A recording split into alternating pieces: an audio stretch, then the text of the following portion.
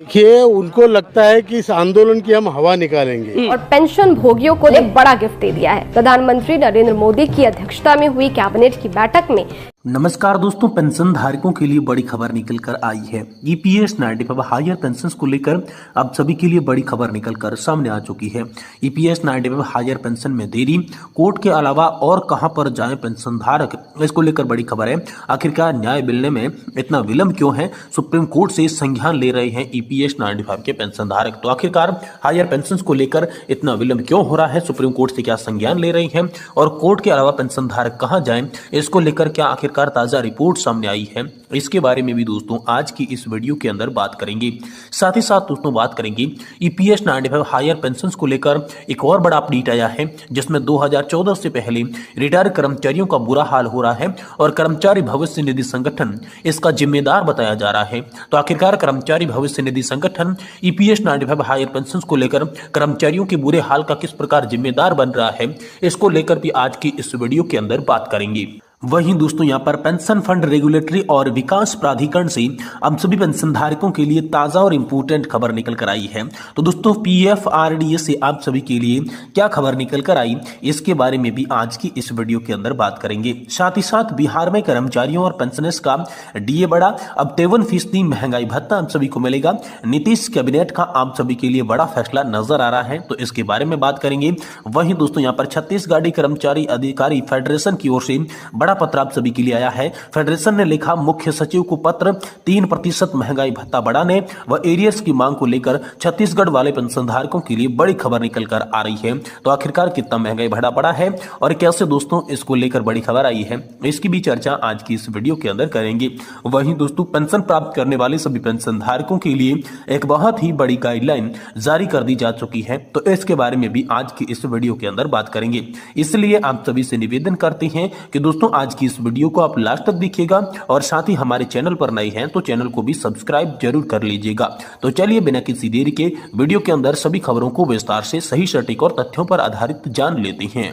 जी हां दोस्तों, पहली बड़ी खबर की बात करें तो ईपीएस 95 हायर पेंशन में देरी, कोर्ट के अलावा और कहां पर जाएं पेंशन धारक, आखिरकार न्याय मिलने में इतना विलंब क्यों? सुप्रीम कोर्ट से संज्ञान ले। जी हां दोस्तों, पेंशन धारकों के कोर्ट जाने की सिर्फ एक ही मजबूरी है कि उन्हें ईपीएस 95 योजना के अनुरूप समुचित पेंशन पाने से रोका गया है। हजारों में से सिर्फ 2-4 ही अपना मुंह खोल पाते हैं, बाकी की राय तो यही रहती है कि इंतजार के सिवाय उनके पास कोई विकल्प नहीं है। जी हां दोस्तों, ईपीएस 95 हायर पेंशन के मामले न जाने कितने लोगों के किन किन अदालतों में केस लखा रखे हैं। 2 दशकों से भी अधिक वक्त गुजर गया, पर ईपीएस 95 के अंतर्गत आने वाले सैकड़ों सार्वजनिक उपक्रमों सहित निजी संस्थानों की सेवानिवृत्ति के लिए अभी तक एक भी ऐसा आदेश जो सब पर समान रूप से लागू हो, ऐसा नहीं निकल सका है। वही दोस्तों ईपीएस 95 राष्ट्रीय संघर्ष समिति के तमाम तरीके यहाँ पर कहना है, माना है कि अलग अलग याचिकाओं पर गुण दोष के आधार पर फैसले सुनाए जाते हैं, पर मुद्दा तो यहाँ पर एक ही नियम और कानून प्रावधान का है जो कि ईपीएस 95 के अंतर्गत आते हैं, वो तो एक ही है, अलग अलग तो नहीं है। सभी पेंशनरों के कोर्ट की शरण में जाने की सिर्फ एक ही मजबूरी है कि उन्हें ईपीएस 95 पेंशन योजना के अनुरूप जो है समुचित पेंशन पाने से रोका जा रहा है। उच्च पेंशन को लेकर पता नहीं कौन कौन क्या कर रहा है, लेकिन एक बात ही दिखाई देती है कि आज की दिनांक तक भी अनेक प्रकरण देश के विभिन्न उच्च न्यायालयों सहित देश की सबसे बड़ी अदालत में अनेकों पेंशन के प्रकरण लंबित पड़े हैं और उन पर अंतिम फैसला कब होगा यह भी सुनिश्चित कहा नहीं जा सकता और इसमें भी बहुत कुछ कठिन नजर आ रहा है। वहीं दोस्तों देश तो वही चला रहे हैं जिनका हमने चुना है, न्यायालय को हमने नहीं चुना तो कैसे बताएंगे? न्यायालय के प्रति हमारी निराशा सिर्फ इतनी है कि वो आम और खास के बीच अंतर कैसे कर लेते हैं। कोई खास न्यायालय में जाता है तो उसकी तुरंत सुन ली जाती है और कोई आम पक्षोधर होकर उसकी तारीख मिलती रहती है। ऐसा कैसे? सभी जानते हैं कि पेंशनर्स का मामला कई वर्षों से कोर्ट के चक्कर में फंसा है। न जाने इस बीच कितने पेंशन धारक गुजर चुके हैं। क्या न्यायालय खुद ही इसे गंभीर बात नहीं मान सकती? अभी एक प्रकरण में दोस्तों रिपोर्टिंग ऑफ हेल्टिंग का आवेदन पेंशन धारकों की ओर से लगाया गया था, जिससे कोर्ट ने यह कहते हुए खारिज कर दिया कि शीघ्र सुनवाई का कोई कारण नहीं बनता। भले ही कोई न्यायालय ना हो, बताए न बताए, हम भी चुप तो नहीं रह सकते। कोर्ट तक अपनी बात रख ही नहीं पाते। किसकी गलती कहां हो रही है इसका पता पता नहीं है क्या वकील, क्या पक्षकार या फिर क्या कोर्ट, कहां किसने चूक हो रही है। हमारे मामले को तुरंत न सुने जाने की हम फेसबुक पर ऐसी चर्चाएं करते रहते हैं, पर हजारों सिर्फ 2-4 ही मुंह खोल पाते हैं। बाकी की राय तो यही रहती है कि इंतजार के सिवाय उनके पास कोई भी विकल्प नहीं है। ठीक है, चलिए यही करते हैं।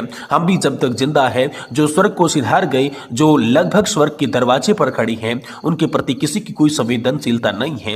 न सरकार की है, न ईपीएफओ की है, न सेंट्रल बोर्ड ऑफ ट्रस्टीज की है, और तो और हमारे खुद के अग्रणी लोगों की है, जिन्होंने हमें न्याय के लिए कोर्ट का रास्ता दिखाया। क्या किस्मत पाई है ईपीएस 95 पेंशन धारकों ने, हे राम कहते हुए तमाम तरह के पेंशन धारक अपना दुखड़ा जो है वो सुनाते हुए नजर आ रही हैं। वहीं दोस्तों, आप सभी के लिए ईपीएस 95 हायर पेंशन को लेकर बड़ी खबर है। 2014 से पहले रिटायर्ड कर्मचारियों का बुरा हाल का जिम्मेदार बताया जा रहा है कर्मचारी भविष्य निधि संगठन। 2014 से पहले सेवानिवृत्त हुए एक बार फिर से पेंशन धारकों की बदकिस्मती की खबर आ रही है। इनके लिए कर्मचारी भविष्य निधि संगठन और एफसीआई को जिम्मेदार ठहराया जा रहा है। ईपीएस 95 राष्ट्रीय संघर्ष समिति के रायपुर अध्यक्ष अनिल कुमार नामदेव ने भी इसको लेकर कहा है कि अभी तक किसी ने भी एफसीआई प्रबंधक पर उंगली जिम्मेदार नहीं ठहराया है, जो उन्होंने कर्मचारियों के साथ शुरू की थी जब कर्मचारी पेंशन योजना 1995 के समय लागू किया गया था, जिसके परिणाम स्वरूप अब सेवानिवृत्त हो चुके कर्मचारी बिना किसी गलती के इसकी सजा भुगतने को मजबूर है। कर्मचारी भविष्य निधि संगठन ने 2022 के सुप्रीम कोर्ट के आदेशों के आधार पर 2014 से पहले सेवानिवृत्त हुए कर्मचारियों को उच्च पेंशन के हक देने के अयोग्य पर एफसीआई की दलीलों को यहाँ पर जो है विस्तार पूर्वक कारणों के साथ अनिल कुमार नामदेव ने स्पष्ट कर दिया है। वहीं दोस्तों, आप सभी के लिए बिहार के जो कर्मचारी और जो पेंशन धारक हैं उनके लिए बड़ी खुशखबरी निकलकर सामने आ रही है। बिहार के कर्मचारी और पेंशनर्स का 3% यहाँ पर बढ़ चुका है महंगाई भत्ता, यानी कि कुल मिलाकर बात करें तो 53% महंगाई भत्ता बढ़ चुका है। यहाँ पर जो है नीतीश कैबिनेट ने ये बड़ा फैसला सभी बिहार के पेंशनर्स और कर्मचारियों के लिए लिया है, तो उनके लिए बड़ी खुशखबरी निकलकर सामने आ रही है।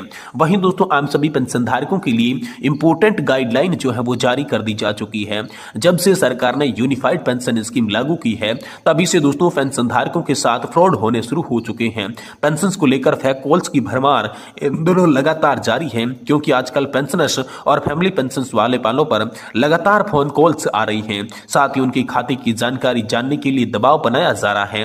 कॉलर्स पीपीओ नंबर, जन्म तिथि और बैंक अकाउंट की जानकारी मांग रही है। सरकार ने कहा है कि किसी भी को अपनी निजी जानकारी शेयर नहीं करें, अन्यथा पल भर में आप सभी का अकाउंट खाली हो सकता है। तो आइए जानते हैं सरकार ने पेंशनर्स और पारिवारिक पेंशनर्स के लिए क्या नई गाइडलाइन जारी कर डाली है। जी हां दोस्तों, जब लोगों के पास ज्यादा कॉल आने शुरू हो जाए तो सेंट्रल पेंशन अकाउंटिंग ऑफिस को इसकी जानकारी मिली, क्योंकि कॉलर वित्त मंत्रालय के अंतर्गत आने वाली सेंट्रल पेंशन अकाउंटिंग ऑफिस का अधिकारी बताकर ही फोन कर रहे हैं।